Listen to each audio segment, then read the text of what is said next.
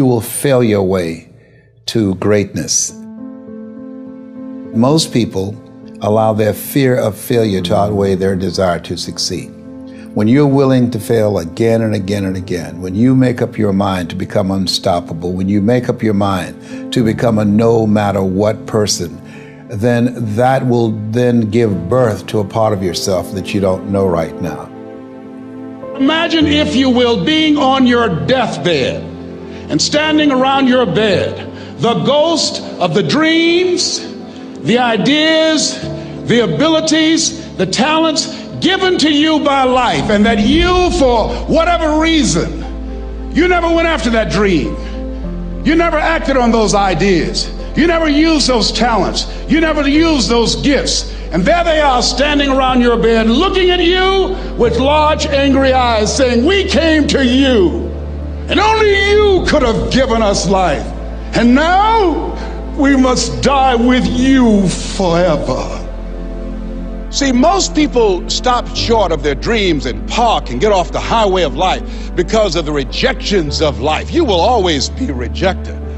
It's no big deal. Jack Canfield said rejection is a myth. It's not like when somebody says no and then they slap you. No, it's just, to me, make no your vitamin. Get excited about the no. Why? Because every time someone says no, that brings you another step to a yes. You're getting closer. Trust me, you will win if you don't quit. You will win if you don't quit. Even a broke clock is right twice a day. As you go through the challenges of life and you look at it and embrace whatever comes to you, don't run from it. Step toward it. Don't try and duck it like most people do. See, most people want it easy. See, easy come, easy what? Easy go.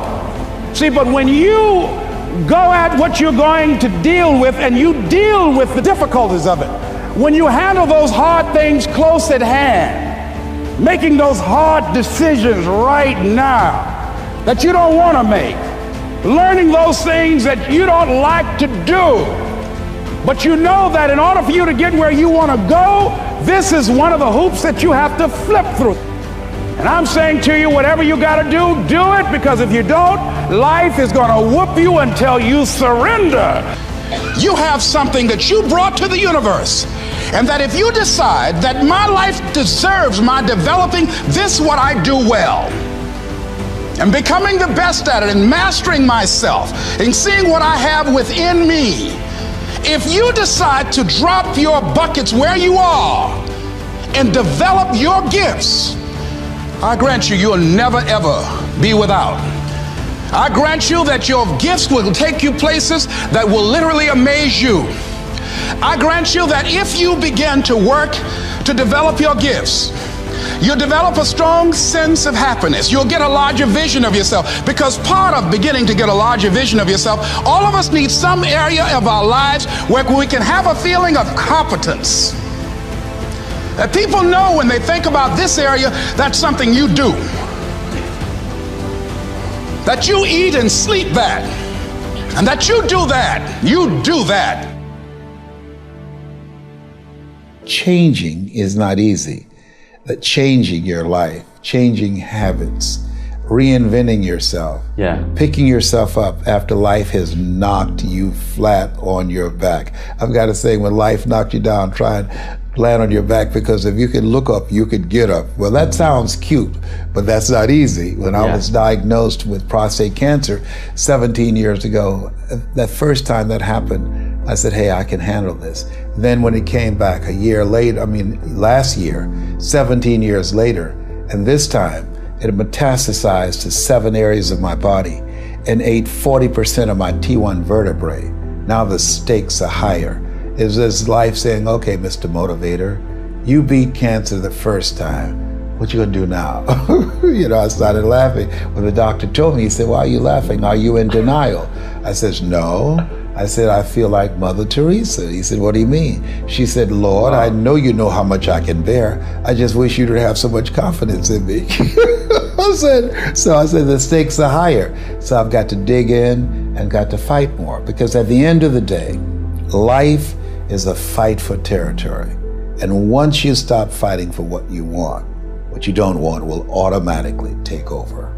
And so it's a fight, it's a challenge in life every day. And what we have to do is embrace it. What we have to do is see it as a project to be worked on. In life, you will always be faced with a series of God-ordained opportunities, brilliantly disguised as problems and challenges. And so I see even cancer as a gift, as a God-ordained opportunity. If you died today, what dreams, what ideas, what talents, what books, what music, what leadership, what voice will die with you?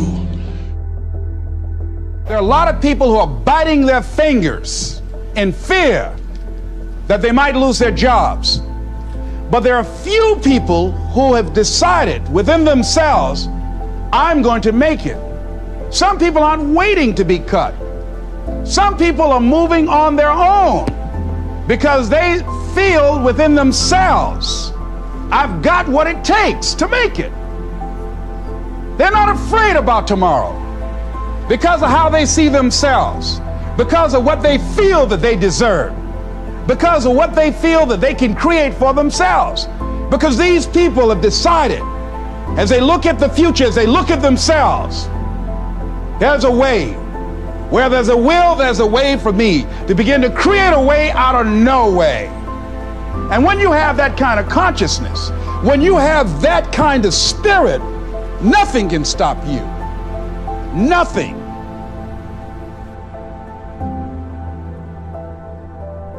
There's no secret to success. There's a system to success. And no matter what organization you become a part of, the system works if you work it. If you don't work it, it won't work. But it works if you work it. And that's one 4-letter word that most people don't like. They're not willing to work.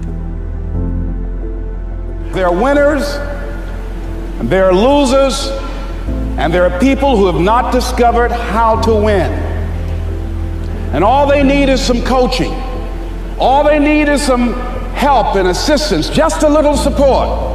All they need is some insight or a different strategy, a plan of action to make some adjustments that will open up the key to a whole new future for them, that will give them access to the unlimited power that they have within themselves. That's all that they need. So what I want you to do is think about something you want for you, that's real for you, that's important for you, that will give your life some special meaning and power. And I don't even want you to say, I can do that. I don't want you to assume that. See, 5 years ago when I started out in this area, I would not have been able to make the mental leap that I would be up to where I am right now. I don't want you to begin to just psych yourself out. No. I want you to be able to say something to yourself that will enable you to maintain a level of integrity with yourself. That when you say this, even when you face tremendous setbacks, it will be a benchmark to keep you in the game, to keep you moving forward and experimenting and readjusting your strategy and your plan of action, continuously looking for ways to win. I think we have to reflect on, who am I? Why am I here? What drives me? If I died today, what 3 words would I want said about me if I died today? You know, what is it that defines me? You know, and how do I define myself? So I went to the next mode necessary to start talking to people and seeking and asking for what I wanted and leveraging relationships and trying to find out, how do the people do it that went ahead of me? How do they do it? And then what is it I need to do? How is it I need to train myself, to develop myself? What's the resources that will be required in order to make it happen? And as I start seeking out and asking questions, I started running into people who said, I know someone who can help you do that. And they helped me get connected with those people. Remember, we have so much energy that can take us so far. It's necessary that you hook up with some other energy that can take you to the next level. I hooked up with them. They said, let's go. I said, away we go.